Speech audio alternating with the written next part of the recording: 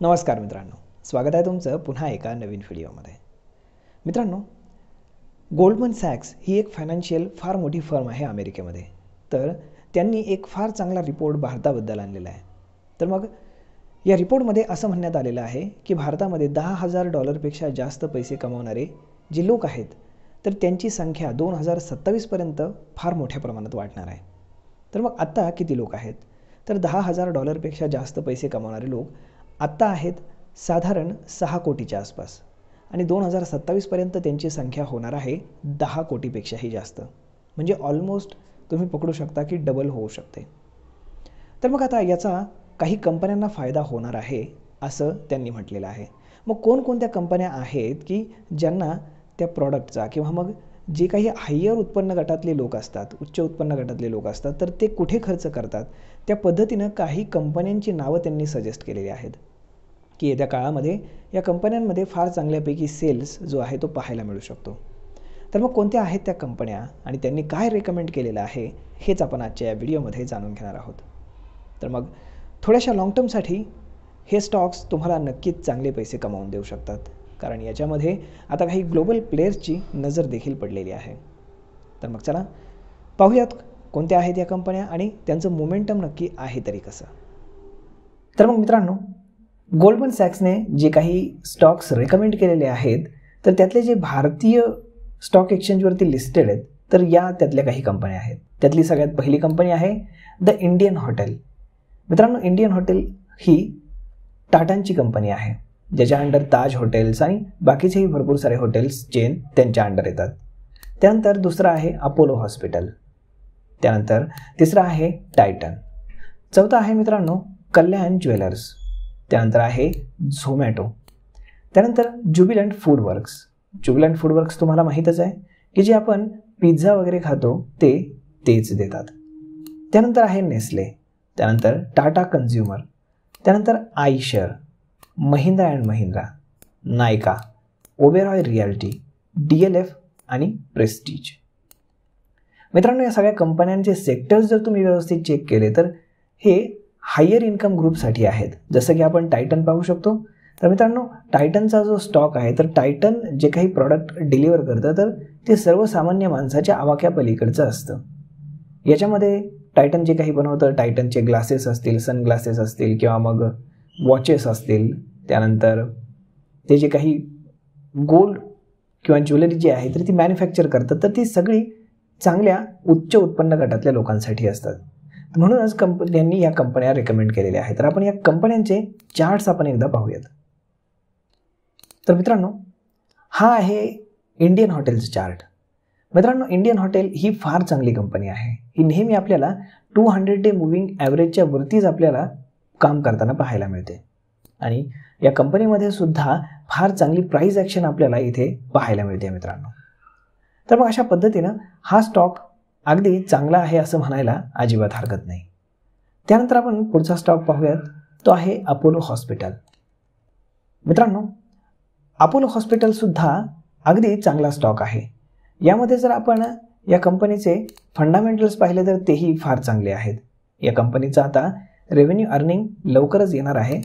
तर ती डेट आहे साधारण 8 फेब्रुवारीला. त्यामुळे याच्यावरती तुम्ही लक्ष ठेवायला हरकत नाही. या स्टॉकमध्ये सुद्धा आपल्याला एक बुलिश मोमेंटम आपल्याला पाहायला मिळतो आहे अपसाईडला आणि 200 डे मूव्हिंग ॲव्हरेजच्या खाली हा स्टॉक ट्रेड करत नाही. ही फार चांगली गोष्ट आहे. आता आपण पुढचा स्टॉक पाहूयात. मित्रांनो, हा आहे पुढचा स्टॉक. तो आहे टायटनचा. मित्रांनो, टायटन ही ऑल टाईम फेवरेट सगळ्यांचीच कंपनी आहे, कारण या कंपनीने कधीही आजपर्यंत निगेटिव्ह रिटर्न्स दिलेले नाहीत इयर ऑन इयर. त्यामुळे या स्टॉकमध्ये सुद्धा फार चांगली प्राइस ॲक्शन आपल्याला पाहायला मिळते. आता पुढचा स्टॉक आहे कल्याण ज्वेलर्स. मित्रांनो, कल्याण ज्वेलर्ससुद्धा आता आपल्याला चांगल्या मोमेंटममध्ये पाहायला मिळतो आहे.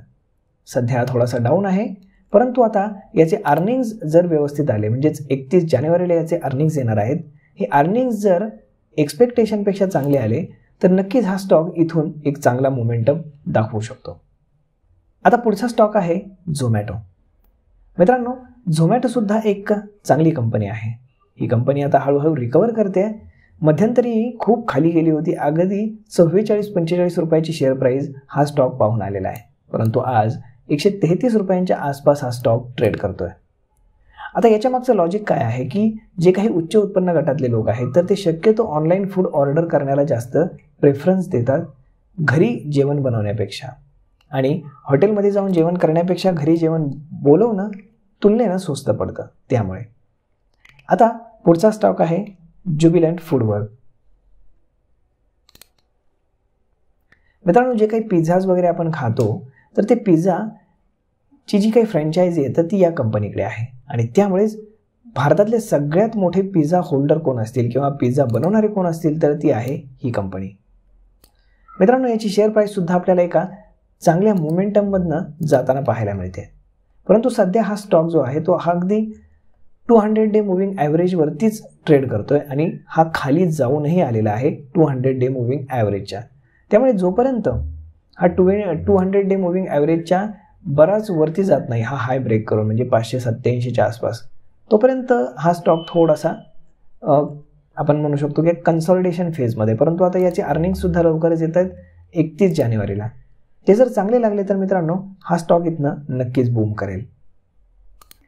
मित्रांनो, त्यानंतर आहे टाटा कन्झ्युमर प्रोडक्ट ही कंपनी त्यांच्या लिस्टमध्ये. तर आता आपण जर इथे पाहिली तर हा स्टॉकसुद्धा 200 डे मूव्हिंगच्या वरतीच चांगल्यापैकी ट्रेड करतोय. आणि याचं जर प्राईस ॲक्शन आपण पाहिलं तर हा आता कन्सॉलिडेशन झोन ब्रेक करून साधारण जुलैपासनं वरच्याच बाजूला ट्रेड करतोय. म्हणजे ही कंपनीसुद्धा आपल्याला चांगले टार्गेट मिळवून देऊ शकते. आता पुढची कंपनी आहे महिंद्रा अँड महिंद्रा, त्यानंतर नायका, ओबेरॉय रिअल्टी, DLF आणि प्रेस्टीज. तर मित्रांनो, अशा पद्धतीने हे स्टॉक्स आपल्याला गोल्डमन सॅक्सने रिकमेंड केलेले आहेत. आता तुम्हाला या स्टॉक्सबद्दल काय वाटतं किंवा या स्टॉक्सची प्राईस ॲक्शन तुम्हाला कशी वाटते हे तुम्ही स्वतः चेक करून एकदा पहा. तर मित्रांनो, अशा पद्धतीने जेव्हा उच्च उत्पन्न गटामधले लोक वाढत जातात तेव्हा नक्कीच याचा फायदा ज्या काही त्यांच्यासाठी प्रॉडक्ट बनवणाऱ्या कंपन्या आहेत त्यांना अल्टिमेटली होत राहतो. आणि म्हणूनच त्यांचा बिझनेससुद्धा वाढण्याची मोठ्या प्रमाणामध्ये शक्यता आहे. आणि म्हणूनच या कंपन्यांना याचा भविष्यामध्ये मोठ्या प्रमाणात फायदा होऊ शकतो. तर मग मित्रांनो, हा व्हिडिओ आणि या व्हिडिओमध्ये दिलेले स्टॉक्स एकदा तुम्ही सुद्धा ॲनालाइज करून नक्कीच पहा. आय होप मित्रांनो तुम्हाला हा व्हिडिओ नक्कीच आवडला असेल. आणि जर आवडला असेल तर आपल्या जवळच्या मित्रमंडळींसोबत देखील हा व्हिडिओ तुम्ही शेअर करायला विसरू नका.